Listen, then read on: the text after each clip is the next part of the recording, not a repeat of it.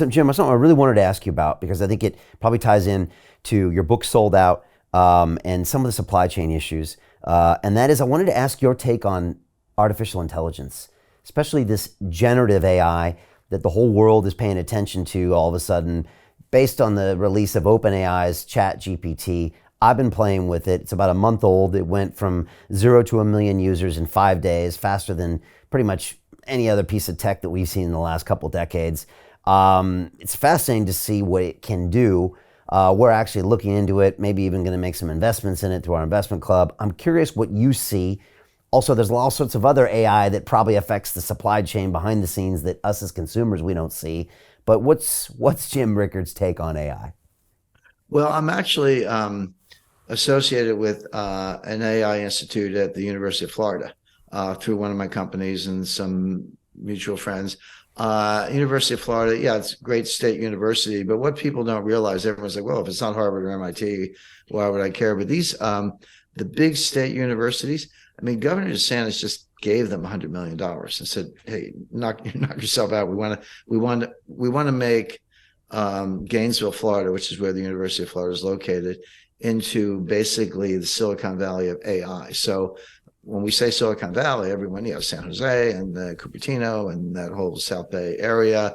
When we think of medical research, we think of the Research Triangle in North Carolina, Raleigh, Durham, Winston-Salem, Chapel Hill, et cetera. So there are these, it's not that it doesn't exist anywhere else, but there are these centers, and it makes sense. Really smart, talented people in the field want to be with other smart, talented people in the field. And if there's a certain center of gravity, they go there. So that's the effort. But one of the alumni, I had to, when I was down there, I went into the bookstore because I had to buy like a fleece with a gator on it. Because you go to the boardroom with the dean or the president of the University of Florida, whatever, and you're sitting around.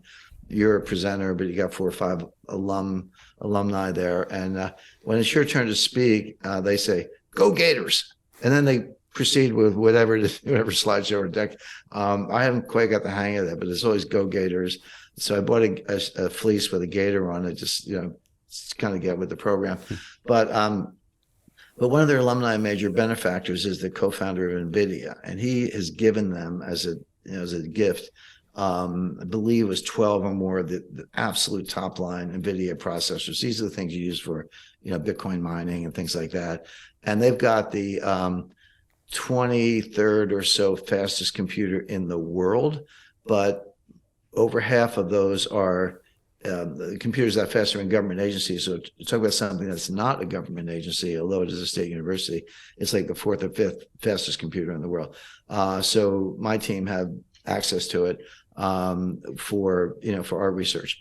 So I'm kind of in the AI world as you described it, and it's powerful, it's impressive, it works. I'm not taking anything away from it. The thing you mentioned, Brian, that was ChatGPT, the OpenAI piece that it put out. It's kind of a large language generative AI. Right. And I've done a lot of work in that area, natural language processing, because, how can you read 5,000 newspapers? Even I can't do that. So, you use AI to scan all that. Look, it's powerful stuff. It's coming. It's getting stronger. It's not intelligent. I mean, it's a really, really fast, good, nimble computer system. It has enormous uses and it's going to get bigger in the future. But don't ever, not you, but just kind of our audience, don't ever mistake any computer program anywhere for what's up here. You, me, and our audience. It doesn't compare to the brain. It's not even close. Now, I did read. Look, first of all these things have coders and developers behind them. And yeah, some are far more sophisticated than others, but a lot of these guys, and some women, but it's kind of predominantly men. They're like 26-year-old PhDs from Bangalore or someplace, and they're really, really, really smart, really good at what they do, but they don't get out a lot. And what I mean by that is they don't know Wall Street. They don't know strategy. They don't know war. They don't know history. They don't know all the things we've been talking about and that you, kind of present to your audience on a pretty regular basis. And they don't know behavioral psychology. last time I saw the wheel, it was like 120 biases, cognitive biases that have been identified by researchers we all know about. Recency bias and anchoring bias, and various forms of selection where we favor what we believe to be true without having an open mind about whether it actually is or not, et cetera. So those are all, and also new branches of applied mathematics are coming along. So those are all important toolkits to combine with the computer development that we're talking about. I did read one, and I'm not dumping on the stock, I'm not touting stocks, but the company you mentioned, it was like so good. Artificial intelligence was so good. You could ask it a question in plain language and it would give you an answer. But you could also ask it to compose a poem or a song, etc.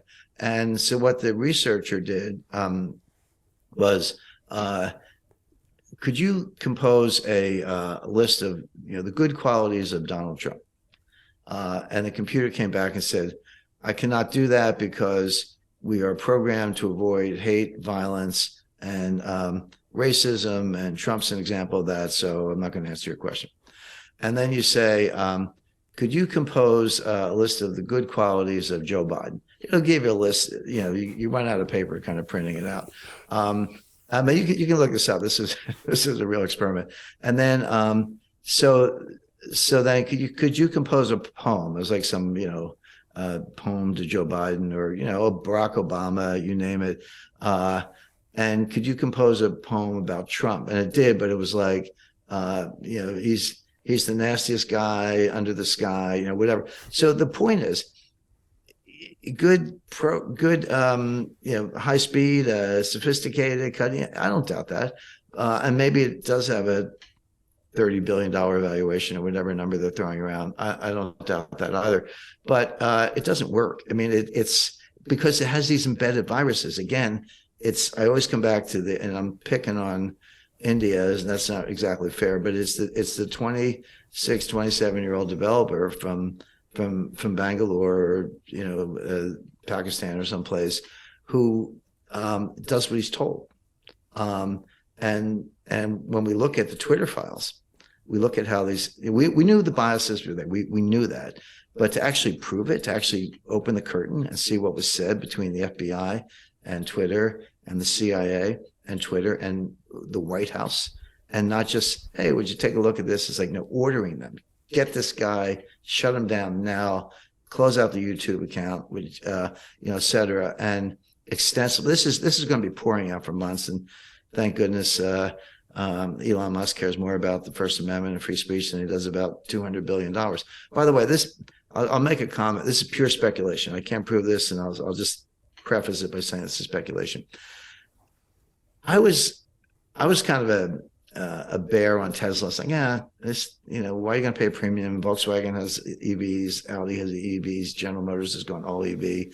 I was kind of, but you get hammered every time. Like, Musk was a genius at talking the stock up, creating the buzz, et cetera, et cetera. So, give him credit for that. But so he buys Twitter. He opens the curtain. He pours out all the dirt, all the legal violations that this will be play out, all the behind the scenes, FBI penetration, et cetera. And all of a sudden, he loses $200 billion. What's up with that? Is it, don't talk to me about fundamentals, because that's been true for 10 years. Is this like, Larry Fink, our aspiring Secretary of the Treasury, and a couple state pension directors in Democratic states and a few other hardball players deciding we're going to teach this guy a lesson? That's speculation. I'm not asserting it. I can't prove it, but it's a question I think about, I will say. So Jim Rickards has just recorded a video that's not available to anyone in the public, and he's going to be talking about how this upcoming recession is going to be fast, it's going to be bloody, it's going to be nasty. But at the same time, he's going to show you how you can position yourself to profit from all of this chaos. Now, we've made this video only available to our viewers. Go to londonreal.tv/Jim. Watch that immediately. I can't say enough good things about Jim Rickards. He understands the global economic system better than any guest I've ever had on London Real. His predictions are almost uncannily true. and you can learn how to profit from his vision, from his expertise, and his understanding of economics. So go to londonreal.tv/Jim or click the link below. It's an excellent, excellent look on what's going to happen in the future and how you can position yourself to profit from that. Jim is one of the best in the business, one of my favorite guests on London Real, and he's very, very good at predicting the future and showing us all to profit from it. So click the link, and I hope you enjoy.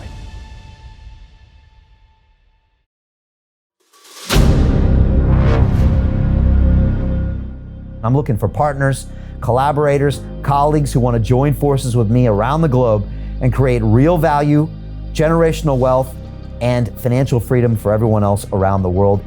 Get involved in the cryptocurrency markets, get involved in the NFT markets. This is your moment. Life all comes down to a few moments. Don't let this pass. Now it's not too late. Next year's going to be too late. Ultimately, this is about freedom. That's the way I see it.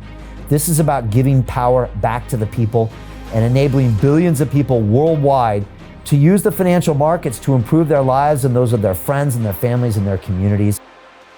Honestly, I think it's a violation of human rights not to allow people basic access to financial services. Because right now people are being kept in the dark, they're being robbed of education, and it's a travesty. And so I'm looking for people that want to join me and be a part of this solution. And that all happens inside the DeFi Academy. The gains my students are making are absolutely amazing. Double, triple digit gains in the first month alone. That's amazing. This will change your life. Now is the time to get involved. I'm gonna tell you exactly how my students in my academy made money in the last 30 days. I'm talking about real trading results. And let me just whet your appetite a little bit. Let me hit you with some numbers. I'm talking Brendan from New Zealand is up 68.77% on the month. Steve from Europe up 83%. Albert in Singapore up 169.9% on one single trade. I got Susan up 153% on her call options alone, also rocking 139% returns and 442% returns as well on individual trades. These are people that are changing their financial future in the last 30 days, but it's based on trading discipline. I've graduated over 500 students from inside my academy from over 54 countries around the world. It's amazing. When it comes to crypto, DeFi, and blockchain, we love this space. We truly believe it's the future. This is down to our core. It's authentic to what we're doing, and everybody can tell through the camera because you can't make this stuff up.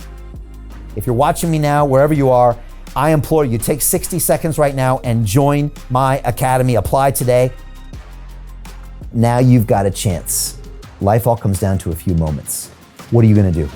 What's the choice that you're going to make?